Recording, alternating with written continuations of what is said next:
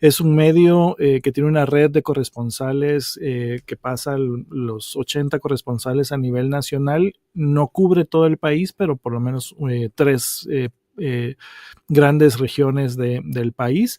Y bueno, el medio surgió de la necesidad de poder contar qué es lo que estaba pasando principalmente en los territorios de comunidades, tanto comunidades indígenas como comunidades mestizas o xincas, que es uno de los pueblos más en Guatemala, precisamente porque habían dinámicas que empezaban a identificarse en 2012 y precisamente era el modelo extractivo que estaba comenzando a implementarse en Guatemala después de la firma de los acuerdos de paz.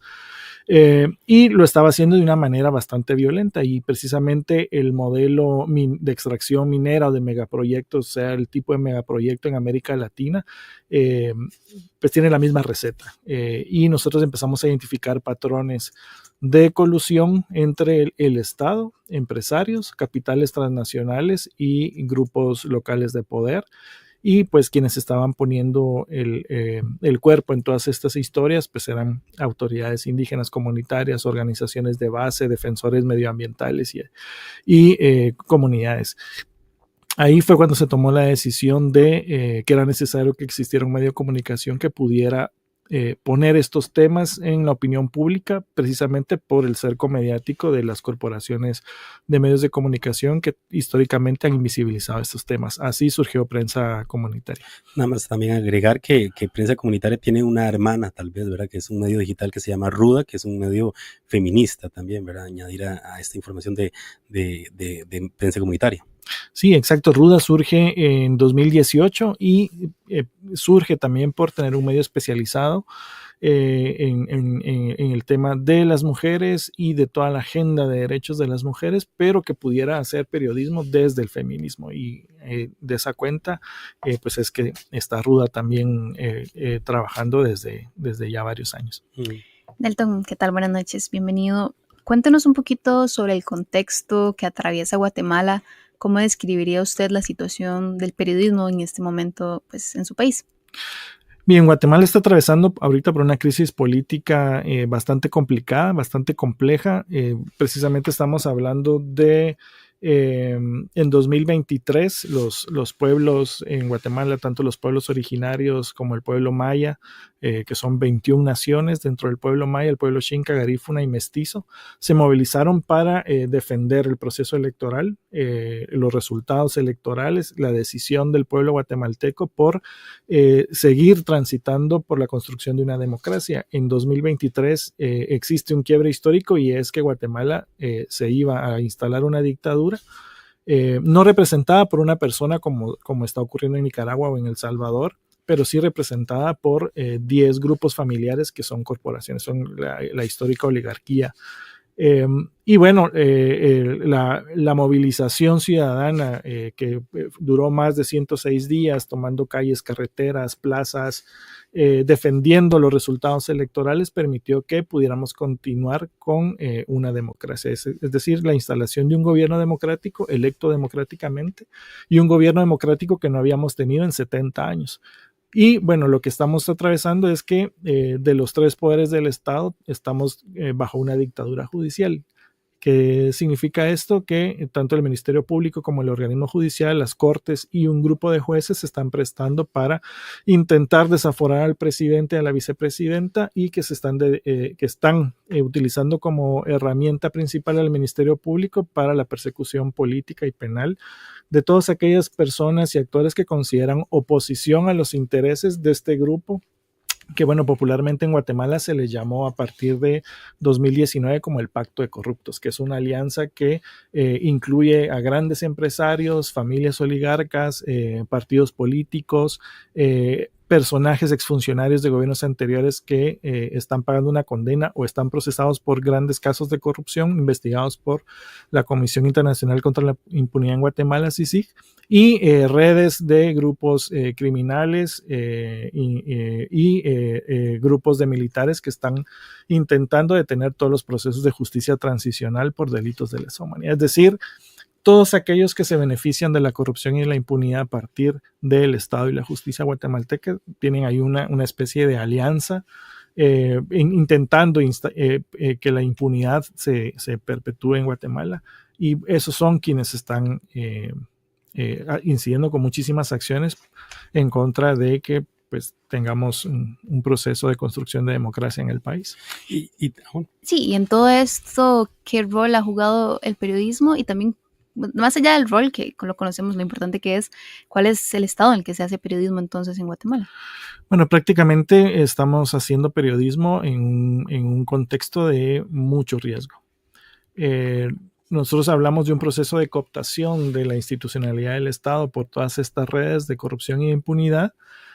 Al gobierno le ha sido muy difícil ir revirtiendo la cooptación dentro del Estado, y prácticamente en Guatemala no hay una sola institución gubernamental que pueda facilitar la protección de los periodistas, especialmente los periodistas comunitarios, porque un tema es lo que ocurre en las ciudades donde medianamente la institucionalidad funciona, pero fuera de las ciudades, en las comunidades, en las provincias, pues prácticamente el Estado es ausente y la protección para la ciudadanía es bastante débil.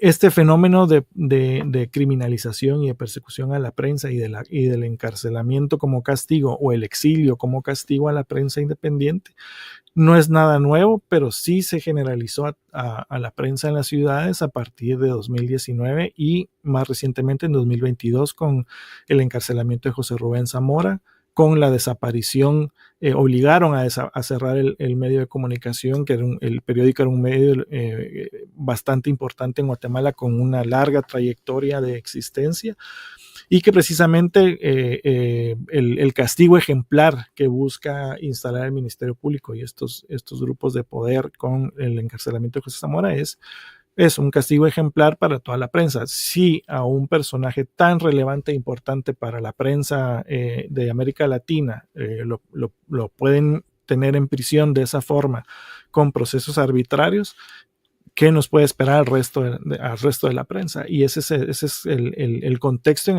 el que estamos ejerciendo el periodismo. En el caso de prensa comunitaria, la persecución, el montaje de casos, el que se nos persiguiera, no por ejercer el periodismo, sino utilizando otros delitos, como los mismos delitos con los que intentaron y encarcelaron a muchos defensores del territorio, lo venimos viviendo desde 2013, porque los temas que cubrimos, minería, hidroeléctricas, palma de aceite, fiscalizar a los gobiernos municipales, son temas demasiado delicados, y pues del 2012 para 2025 hemos tenido a 5 periodistas presos, hombres y mujeres que tuvieron que pasar prisión preventiva durante varios meses y que se logró resolver su situación jurídica.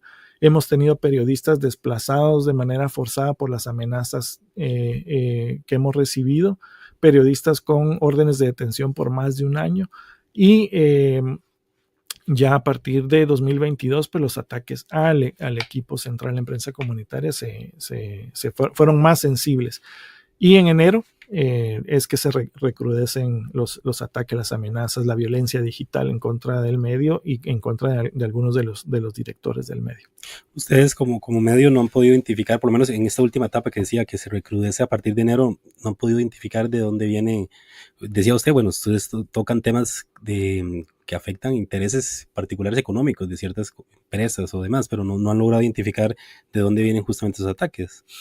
Pues vean, los ataques, lo irónico de este tema es que quienes promueven los ataques utilizan una figura del anonimato que la CICIG en su último informe en 2019, antes de que la expulsaran del país, los caracterizó bien, y son net center.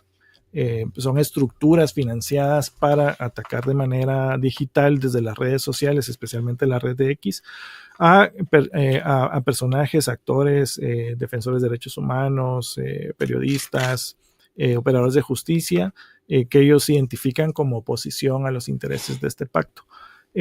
Son cuentas anónimas, net center madres, como se les conoce, las encargadas de articular pues ya trolls y otro tipo de cuentas para masificar esos ataques. Pero lo curioso es que precisamente esos net center no han sido investigados por el Ministerio Público y promueven mucho de la agenda del Ministerio Público. Pareciera que hay como una comunicación muy cercana entre estos net center y el Ministerio Público. Hay otros personajes que fueron juzgados por graves delitos de corrupción que también tienen sus propios net centers y se han identificado también. Han habido varias publicaciones periodísticas de distintos medios que han ido caracterizando estos tipos de net center. La Universidad de San Carlos, que está cooptada, la Universidad Estatal, que está cooptada ahorita por una rosca vinculada también a este pacto, tiene su net center. Entonces es fácil ir como identificando de dónde provienen los ataques.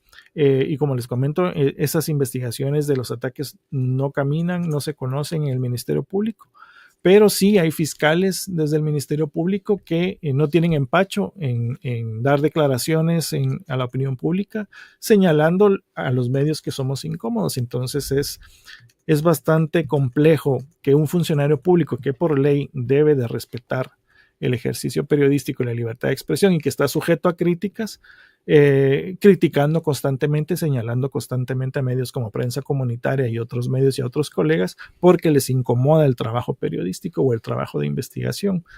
Y pues precisamente coinciden esas inconformidades con los ataques que en el caso del medio de Prensa Comunitaria y de Ruda hemos estado atravesando durante 2025. Tengo una consulta con respecto tal vez el apoyo que ustedes reciben por parte del resto de la ciudadanía guatemalteca, ¿verdad? Mencionaba usted el tema de cómo los fiscales dan declaraciones a la opinión pública. ¿Qué tanto han logrado calar justamente en la opinión pública esta contraparte, tanto el Ejecutivo? Ya decía usted que se marchó, incluso se hizo protestas para que se pudiera pues cumplir el voto de las personas, pero ¿qué tanto ha calado en la opinión pública pues lo que hace el judicial, incluso con los periodistas también? Porque al menos en El Salvador hay una fuerte resistencia a lo que publican los periodistas independientes, más bien una aprobación al presidente Bukele. En el caso de ustedes, ¿cómo se posiciona la ciudadanía ante lo que está pasando en Guatemala y con el periodismo también? Bueno, Guatemala, cuando tenemos espacios de intercambio con los demás colegas de la región centroamericana, incluso con periodistas mexicanos o periodistas de otros países de Sudamérica, hay un fenómeno y es que la ciudadanía guatemalteca tiene mucha confianza en los medios independientes. En el caso de Prensa Comunitaria hemos recibido un respaldo que no habíamos dimensionado. Cuando nosotros empezamos a denunciar los ataques, que ya a partir de abril el patrón de ataques fue mucho más serio, pues la ciudadanía salió a respaldar a la Prensa Comunitaria porque nos hemos podido ganar la legitimidad frente a la gente, el respeto de la gente y que tengan una confianza en el trabajo que hacemos. Se pronunciaron comunidades indígenas, se pronunciaron organizaciones de base, organizaciones religiosas, organizaciones sociales, estudiantiles, distintos sectores de la sociedad se pronunció, organizaciones internacionales que definen la libertad de expresión y de prensa. Es decir, hay un respaldo de la ciudadanía guatemalteca que tiene una comprensión bastante grande entre estos sectores que están promoviendo todos esos ataques de violencia digital y defamación y lo que la prensa independiente, en este caso Prensa Comunitaria, publica y hay un respaldo ciudadano. Y creo que eso es importantísimo porque en otros lugares, en otros países, pues pasa lo que ustedes estaban comentando, que el escenario es mucho más complejo para la prensa, para los periodistas independientes, incluso han tenido que pasar por agresiones físicas cuando van a un lugar, etcétera. En el caso nuestro, pues es bastante tangible el respaldo. No ha calado tal vez este intento de legitimar la labor de la prensa en la ciudadanía, entonces.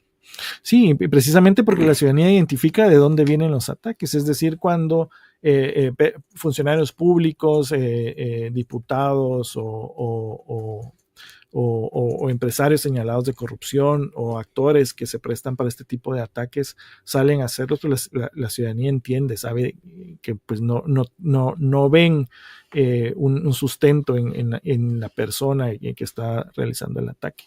Calan porque precisamente el objetivo es golpear a la persona, al periodista en este caso, por las amenazas y la incertidumbre de qué va a suceder después de que lanzan una amenaza. Pero ante la opinión creo que la poca legitimidad que tienen, pues no logran el objetivo de un señalamiento cuando la gente sabe cuál es tu función, qué trabajo estás presentando. Luego todos estos ataques de violencia digital pues tienen un objetivo y ya cuando se da la criminalización o la judicialización a un periodista o a un medio de comunicación, pues ya el impacto es mucho más serio. Y Nelton, bueno, nos describe usted que existe ese respaldo ciudadano, que en Guatemala, pues decía usted, llegó un gobierno democrático, bueno, Bernardo Arévalo, ¿verdad? Después de 70 años, decía usted, de gobiernos que no han sido de alguna manera democráticos, y que estas estructuras que tal vez tienen cooptado, ¿verdad?, ciertos sistemas, tienen poca legitimidad. Y nos hablaba usted del denominado pacto de corruptos, ¿verdad?, que engloba estas estructuras justamente. ¿Por qué se sostienen? ¿Cómo se han sostenido, verdad, en este tiempo donde han habido este rechazo justamente del Poder Ejecutivo, de la ciudadanía, de ciertos medios de comunicación? Bueno, la misma cooptación de la institucionalidad del Estado les ha permitido a ellos sostenerse hasta el momento. El poder económico es una de las bases que les permite a ellos mantener este asedio y este intento por instalar un régimen totalitario en el país. Y precisamente cuando tienen el control de magistrados de las principales cortes, que en vez de hacer cumplir las normativas y las leyes, las tergiversan y las usan a su conveniencia o las interpretan como les conviene, pues evidentemente frente a ese debilitamiento de la institucionalidad de la justicia, pues no hay cómo proteger la democracia o cómo defenderse uno frente a jueces que uno claramente sabe que no van a resolver conforme a ley. Y lo vimos con el caso de José Rubén Zamora y lo estamos viendo con la persecución a otros periodistas. Es decir, mientras no se depure el sistema de justicia de nuevo, porque fue todo lo que revirtieron después de que se fortaleció tanto con la CICIG, pues vamos a estar a merced de no poder enfrentar a estos grupos desde esos escenarios que tienen. La justicia es importantísima. Es muy difícil ir contracorriente cuando hay toda una estructura que está funcionando por intereses particulares y no por intereses de las instituciones a las que se deben. Ese es como el problema más serio. Durante 2023, el sentir del pueblo guatemalteco fue la destitución de la fiscal general, que se acabara la corrupción en el país, y para lograr eso hay que empezar a restablecer pues una institucionalidad y una justicia independiente, y hay que volver a jueces éticos, jueces probos, y muchos de ellos están en el exilio, o muchos, como otros operadores de justicia y abogados, están presos por serlo, ¿verdad? Y como ya decía usted, bueno, la necesidad de poner nuevas personas ahí, pero ¿cómo funciona en Guatemala el sistema para pues hacer esa depuración que nombraba usted en el sistema judicial? ¿Hay esperanza? ¿Es posible? Sí, hay esperanza. Precisamente para renovar a la fiscal general hay un juego de interpretación jurídica, y algunas personas afirman que el presidente no la puede destituir por un candado que se aplicó en la ley orgánica del Ministerio Público. Otros afirman que pues, la interpretación de la ley permite destituir a la misma fiscal general. Pero en 2026, y ahorita ya arrancó el proceso de elección del próximo fiscal o de la próxima fiscal general. Y todos estos grupos están tratando de incidir en todos los espacios de elección para garantizar la continuidad de un fiscal o de una fiscal que sea afín a los intereses que ellos han venido empujando. En 2026 se debe de hacer la elección a fiscal general. Quienes participan en esa comisión que elige que elige de varios candidatos, y de ahí surge una lista de la que el presidente tiene que seleccionar a la próxima fiscal o al próximo fiscal. Pues participa la Universidad de San Carlos Estatal, participa la Corte Suprema de Justicia. Hay otros actores que pueden ser parte de la comisión que selecciona. y están tratando de incidir en todos esos espacios para poder tener control de quiénes son las personas que van a poder seleccionar para ese proceso. Entonces creo que hay esperanza en que se pueda lograr se pueda llegar a buen plan en 2026 para renovar esa fiscal general y empezar a recuperar la institución del Ministerio Público, porque además ella es la cabeza, pero se han instalado ahí otros actores, otros fiscales que están permitiendo ese juego también perverso dentro del Ministerio Público. Hay elección de Tribunal Supremo Electoral, tenemos en 2027 elecciones generales de nuevo, hay elección de Corte de Constitucionalidad, es decir, de aquí a 2027 vamos a atravesar por una serie de elecciones de poderes que son claves para recuperar de alguna manera que la democracia pueda continuar. La voz que escuchan es de Nelton Rivera, periodista y cofundador del medio digital guatemalteco, Prensa Comunitaria. Estamos conversando con él esta noche acá en Interferencia. Vamos a hacer una pausa de tan solo segundos y ya retomamos con esta conversación. Interferencia. Escúchenos también en Spotify, donde nos encuentra como Interferencia de Radio UCR.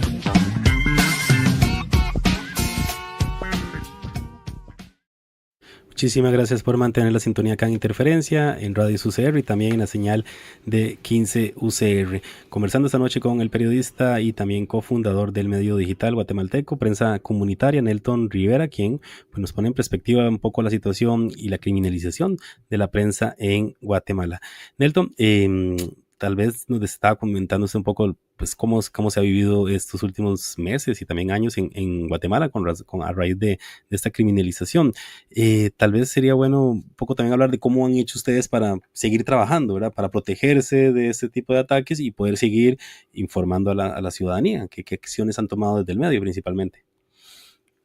Bien, yo creo que hay algo importantísimo para los periodistas y para los medios y es la organización, es la capacidad que tiene el medio para poder resistir en estos contextos. A partir de el cierre de la Agencia de Financiamiento de Estados Unidos, USAID, en Guatemala y con seguridad en toda América Latina se utilizó de excusa para atacar medios que recibieron financiamiento de la agencia. Y hay un tema y es que están intentando hacer ver que financiarse, y en este caso por la USAID, es un acto como si fuera algo malo o fuera un delito, y en Guatemala eso es lo que están intentando instalar. Decir que el financiamiento a los medios, en este caso como los medios independientes, venga de donde provenga, es casi lo están intentando catalogar como un delito.